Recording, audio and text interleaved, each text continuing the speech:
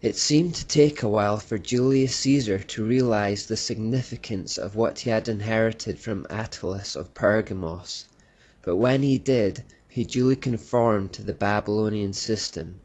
He assumed the position of supreme ruler of Rome, and it became an empire, thus confirming his kingship. He also made himself high priest in 63 BC, a full 70 years after the death of Attalus, therefore establishing himself as the legitimate successor to the head of the Babylonian mysteries.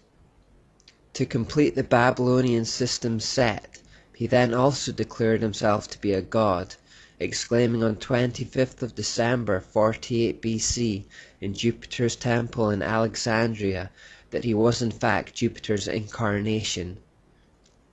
The Encyclopaedia Britannica says about Julius Caesar, "There are signs that in the last 6 months of his life he aspired not only to a monarchy in name as well as in fact, but also a divinity which Romans should acknowledge as well as Greeks, Orientals and barbarians."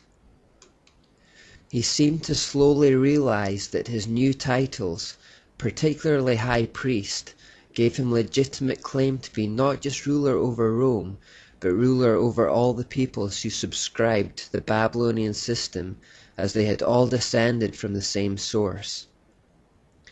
With the position of High Priest re-established once more, a new chain of links were in place, and it could be passed down through the succession of rulers in Rome.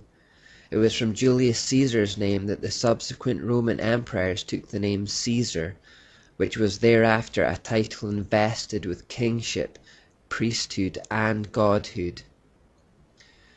This fact gives added poignancy to the trial of Jesus before Pontius Pilate. When Pilate brought Jesus before the Jews, he asked them, "Shall I crucify your king?" The chief priests answered, "We have no king but Caesar." What they were effectively saying is that their true God was not their king, their only king was Caesar, head of the Babylonian mysteries and the earthly head of the satanic system of worship. It was another of those straight choices between two kingdoms, as all choices of this type are. In that declaration they chose the kingdom of darkness. They paid the penalty for that declaration too.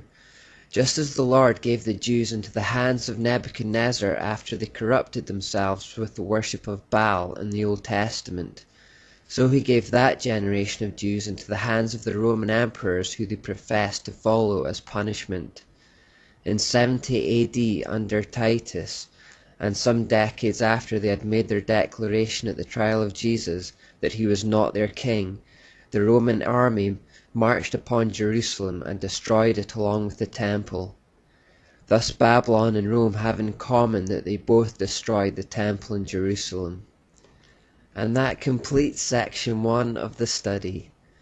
We followed how the mystery religion was passed down through the period covered by the Old Testament from Genesis, and in the next of the 4 sections we're going to start following it from the time of Jesus right up to the period of the Enlightenment.